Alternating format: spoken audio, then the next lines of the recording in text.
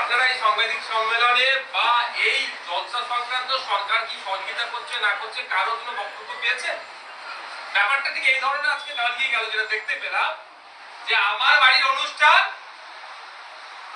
কলকাতা থেকে কিছু মানুষ আসলো, চারিদিকে কিছু লাইট লাগিয়ে দিয়ে বলে দিল যে আমরা লাইট লাগিয়ে দিচ্ছি, এটা ছাড়া আর কিছু হচ্ছে না।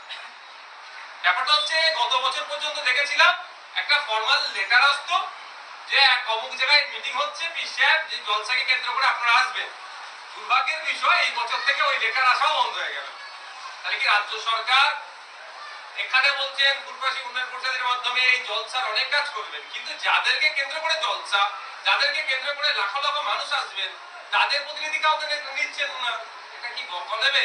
এই জলসা কি রাস কি কন্ট্রোল করতে যাচ্ছে রাজ্য সরকার? এটা তো আমি বলতে পারছি না। আর যে উন্নয়ন পরিষদের যে কথা বলছেন, যে খরচের কথা, দেবে কিভাবে? অ্যাকচুয়াল খরচ কত হচ্ছে না হচ্ছে যদি ঠিকঠাক বলে তো প্রশ্নের সম্মুখীন হয়ে যাবে। কারণ পশ্চিম বাংলাতে বেশ কিছু ধর্মীয় অনুষ্ঠান আছে যেগুলোতে প্রচুর মানুষজন সমাগম হয়। যেমন ফুরফুরা শিল্পে আছে, যেমন আপনার সাগরে আছে, মেলা লাগে, তারকেশ্বরে আছে, আরো কয়েকটা ধর্মস্থানে বছরের নির্দিষ্ট সময়ে প্রচুর মানুষজন সেখানে সমবেত হয়। বিভিন্ন ক্ষেত্রে সরকারের কি ভূমিকা নিচ্ছে? কোনো জায়গায় এয়ার অ্যাম্বুলেন্স রাখলো, কোনো জায়গায় অ্যাম্বুলেন্স ঠিকঠাক পরিষেবা পায় না, কোনো জায়গায় এক্সট্রা ট্রেনের ব্যবস্থা কেন্দ্র সরকার করলো, রাজ্য সেক্ষেত্রে আবার কোনো জায়গার ক্ষেত্রে নিয়মিত ট্রেনগুলো চলে না। এই বিস্তর ফারাক থাকছে। সেজন্যই হয়তো কত টাকা খরচ করছে এক্স্যাক্ট